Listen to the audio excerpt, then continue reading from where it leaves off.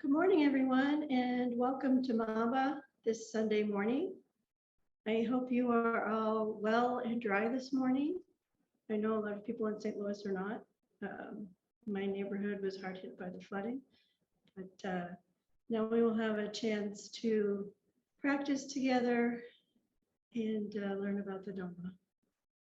So I decided to give a talk about the Buddhist teachings on society.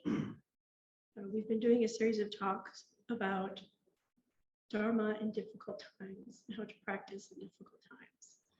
And I wanted to talk about Buddha's teachings on society, the relationships we have in society, families, friends, neighbors, employees and employers, teachers and students, monastics and lay people, and even government and citizens. But I said that first I should start off with Buddhist teachings on the individual and their responsibility to others.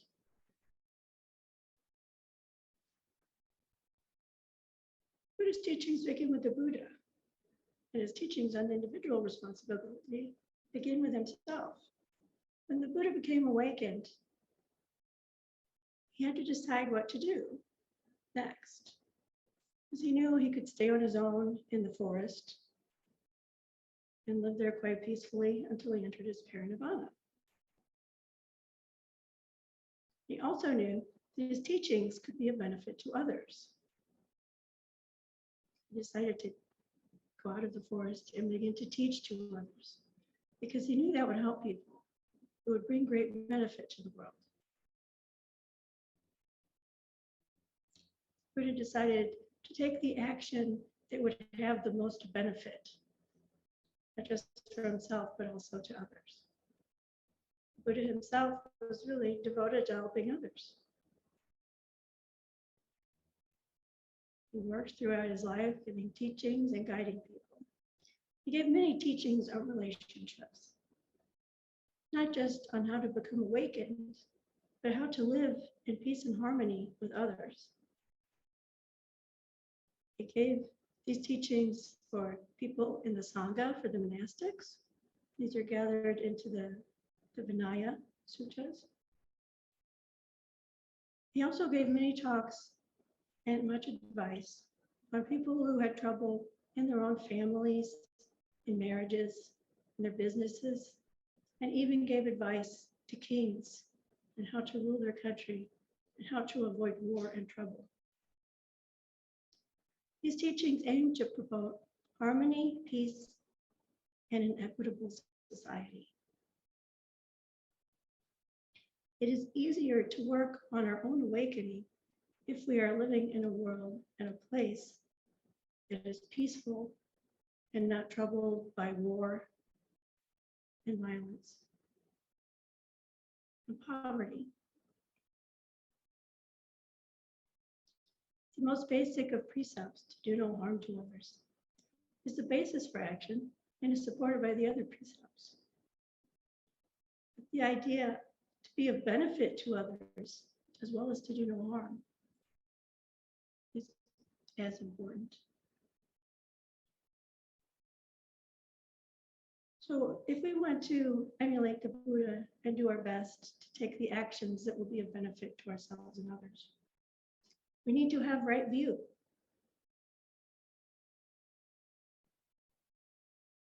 Many people say, I'm not a Buddha. I don't know everything. How can I know how to do the right thing?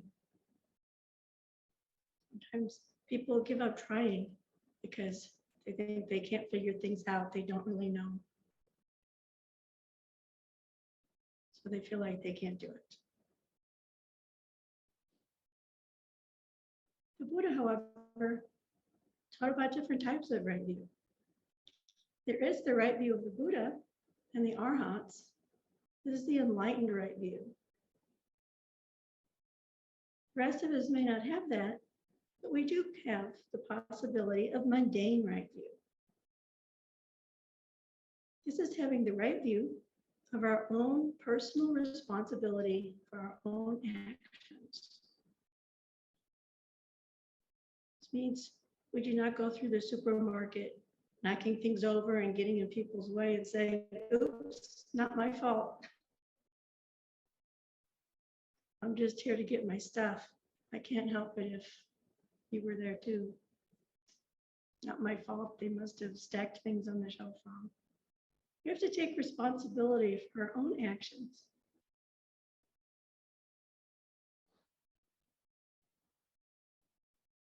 And this right view for normal people, for the average person, has several points we need to keep in mind. We may not fully understand the Eightfold Path. We may not know everything that is in the heart and mind of people around us. We may not even know everything that is in our own mind. But we do know that our actions have consequences. These consequences can bring happiness or they can bring suffering. I am responsible for the consequences of my own actions. This mainly applies to intentional actions. If you are driving and you are driving responsibly and doing everything you can to be a good driver, and a bird flies into the front of your car,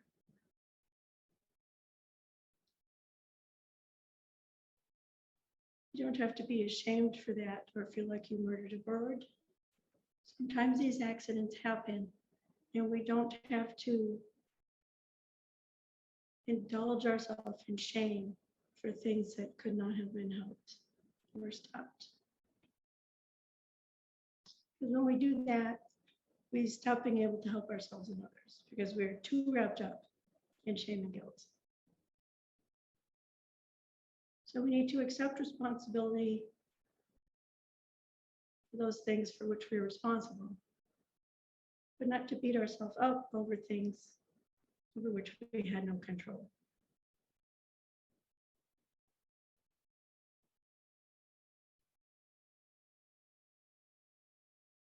So the 5 precepts. Some people in the room have taken them and some have not. Even if you haven't taken them officially, you can follow them. And you probably already try to follow them anyway, most of them. I think most of you try not to kill people if you can avoid it. We try not to steal. We don't engage in sexual misconduct. But these precepts also help us think more deeply about these things. Is taking life just murdering someone, or is it other things? Are there other things we do that take life? If we throw some plastic container on the ground, is that perhaps taking life because an animal gets stuck in it and dies? We often don't realize the consequences of our actions, but if we think about things more deeply, we'll be able to understand more and we'll be able to behave in a better way.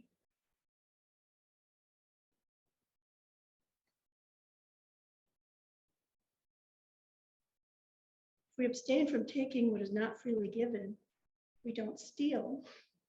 But it also means we don't pressure people to giving us something when they don't want to.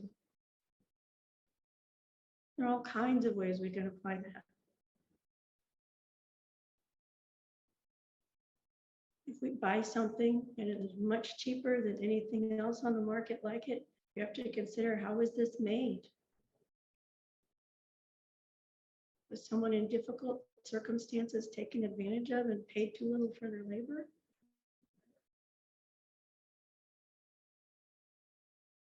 If we are aware of all these things, we can make better choices and help others to have a better life and not participating in harmful actions.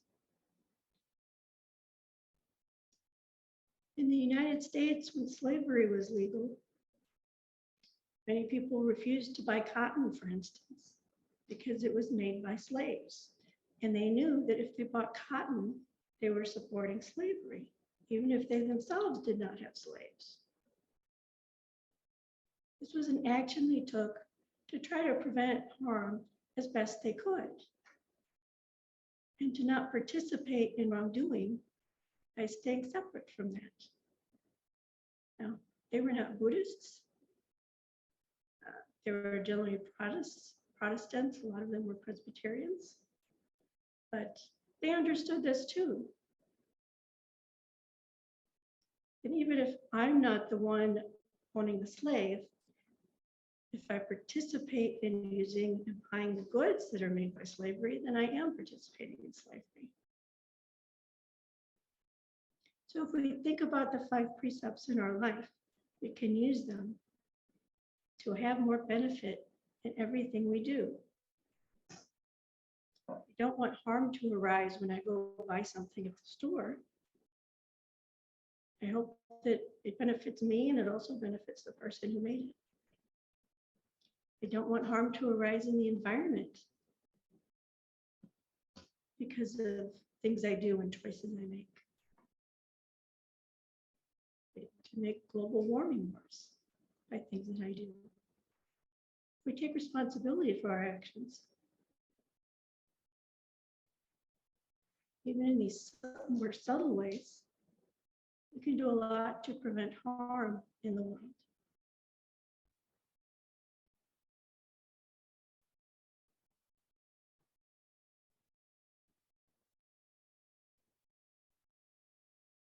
A right understanding follows on right view. We won't go through the full path, just these 2. Right view and right understanding, right thought. This means we know what is harmful and what is beneficial. We can do that only by considering consequences. And this is beyond the moment. In Buddhism, when we listen to talks and read books, we often hear to be present, to be in the moment. And this is necessary for our mental training, to calm the mind, to develop concentration. But when we consider our actions, we also have to consider their consequences in the future.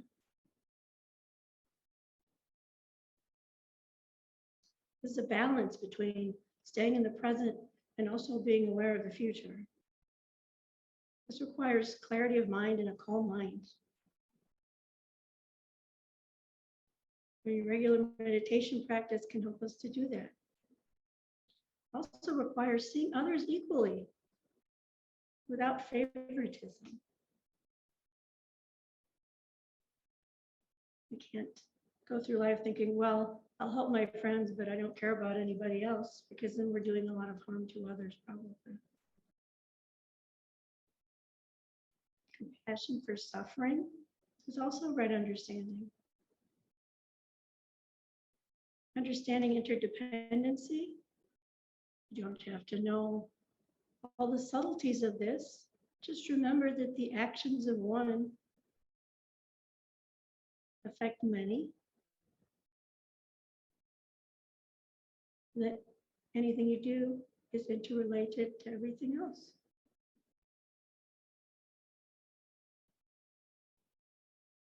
Good behavior leads to better outcomes for everyone. You don't want to be the person who keeps messing things up for everybody else. Harmful behavior does not just harm the individual who does it, it harms others. Bad behavior destroys relationships, families, businesses, countries, and even the world.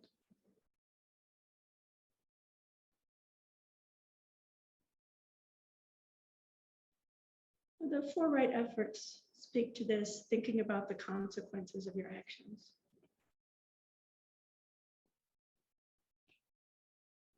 In the present moment, you have to recognize any harmful state that is in your mind, your body, or around you, and stop it.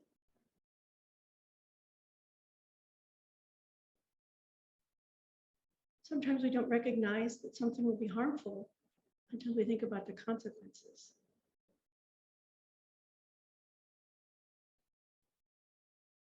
To not allow a new harm to start. Means we have to pay attention to what we are doing right now.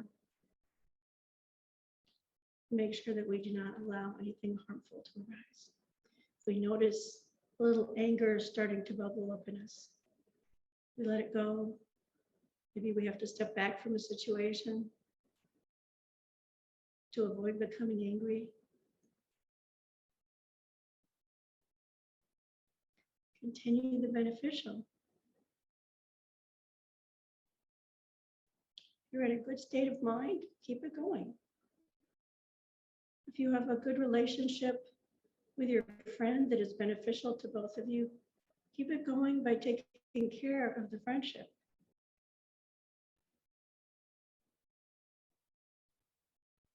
If you see benefit in an organization or a sangha, do something to help keep it going.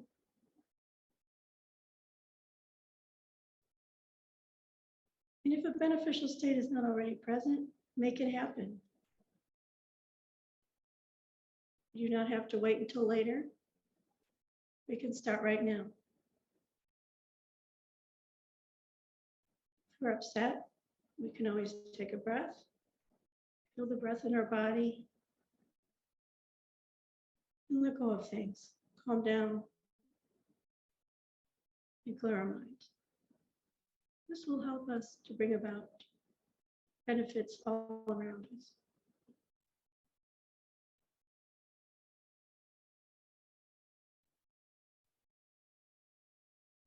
So the Buddha gave many teachings on living with others.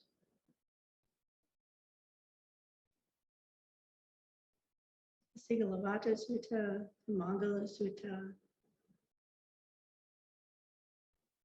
Fool and the Wise Man, many of these teachings.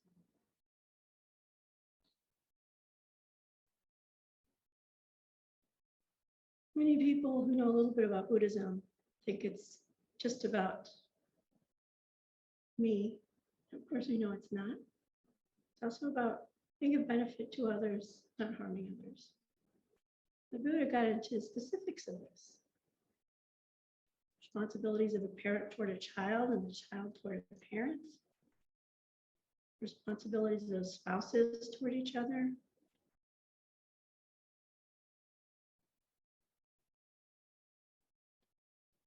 And even friends. And even the Sangha were friends with one another. Buddha even said that friendship is the whole path. To take everyone we meet as a friend and not an enemy.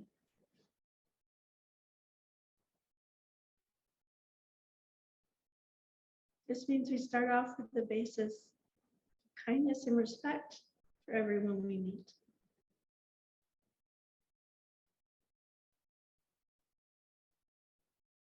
It means we know we have responsibility towards others as well.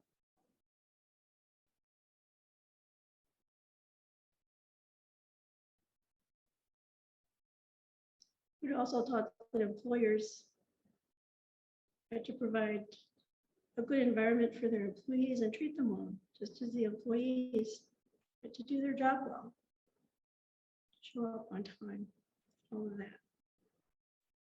He also talked about teachers and students and how they should treat one another. And of course, he had many teachings about the religious community and lay people and how they should treat one another.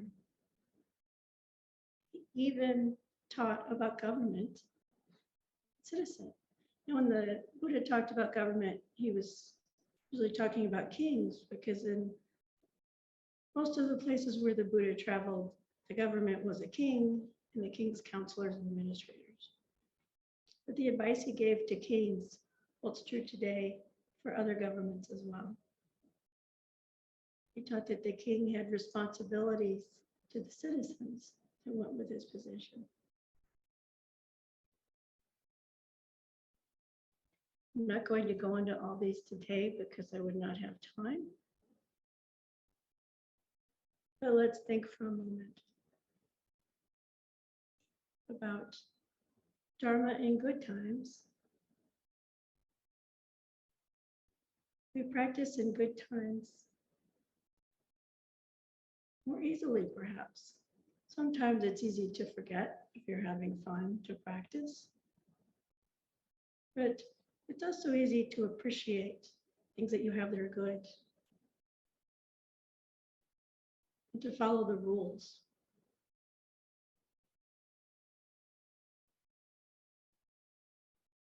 It's easier to remember to care about others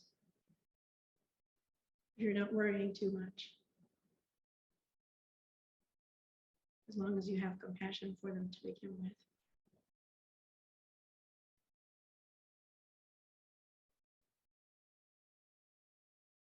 In good times, we may meditate more regularly, be nice to people around us. We feel like we could do things because things are going well.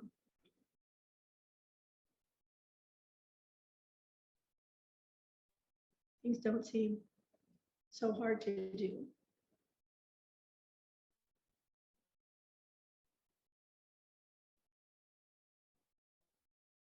Sometimes in difficult times, we get so worried that we forget to practice. We have to remember to keep coming back to teaching, to our breath. Remember to have compassion for ourselves as well. Not beat ourselves up over what we cannot do at the moment. To just do the best that we can.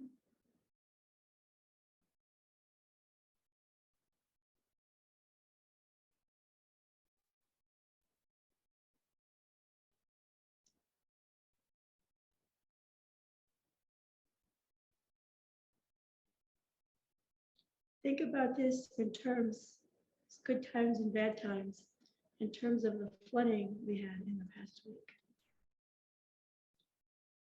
A large part, of course, was due to rainfall. It was heavier than we've ever had before. Some of it, though, was due to the way we have built our cities and our infrastructure. We haven't taken extra steps to make sure that the water is carried away quickly enough, that there's enough drainage available.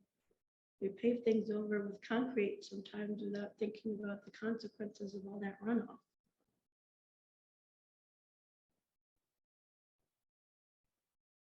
There's a large shopping center going in near my house, and there was some new flooding in areas where it was much higher than before, probably because it was running off of all that concrete instead of sinking into the yards that used to be in that neighborhood. When we build things, we have to think of the consequences. When St. Louis developed, it originally put all its rainwater drainage into the De Pere River. And as St. Louis built out further west and north and east, they kept doing that. All the sewers came into the De Pere River. It's still the main drainage for St. Louis County. I live in University City, and unfortunately, many of these drain lines come into the De Pere in western U City. That means that rain that falls in West County fills up the sewers in U City before the rain has even reached U City. So by the time the rain falls in U City, the sewers are already full of water and the rain has nowhere to go. So it piles up, it backs up into people's basements, it fills streets and yards. A similar thing happens in parts of St. Louis City that are near the De Pere. Water simply has no place to go because the nearby river is already full of rainwater from everywhere else.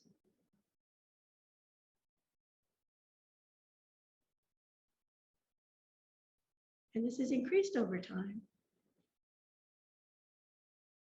When I was very young, flash floods would happen, once every 10 years or so in the neighborhood where I live now. By the time I moved back after college, about 20 years, they were occurring, once or twice a year. And now they're even more often. This is partly because of climate change, changing the rainfall patterns, but it's also because of increased development and the sewage systems not being able to handle all the rainwater. It's causes flooding in places where it has never flooded before. People who thought they had a safe place to live wake up one night to find water in their house. So when Buddha gives teachings on society, he's talking about ways we can help all of us, each of us, together. We have to live in a society by taking care of each other, by thinking about the consequences of our actions, not just as individuals, but also the actions of our government. And since we live in a democratic republic, we're responsible for their actions too, because we voted for them. So we have to bring our ethics and our discipline that we learn from the Buddha's teachings to all aspects of our life, not just on the cushion, but even when we are walking through difficult times.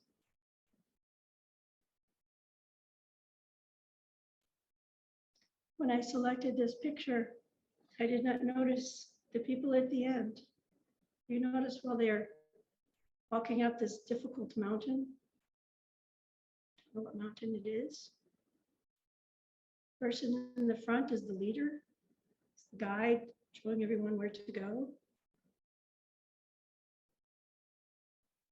People further back are probably the people with less experience who have to follow the experienced people. But what do you notice at the back? The last two people are helping each other up the mountain. They may not be the strongest people in the group or the people with the most experience, but they can still reach out a hand to help someone. It's because we all have a way to help someone sometime. Reaching out a hand when someone slips and struggles, or even just a smile and a hello, how are you to someone who looks sad. Taking time to listen to someone who needs to talk. We do not have to save lives necessarily. It may not always be possible to save lives, but we can always offer comfort and compassion to those around us, and they can do the same for us. We can do this if we keep practicing and learning and taking care of ourselves, taking care of our mind, so we can be present and compassionate.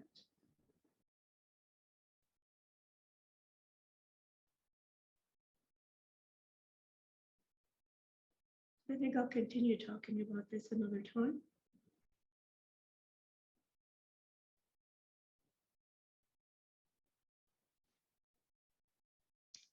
May all beings know happiness and the causes of happiness.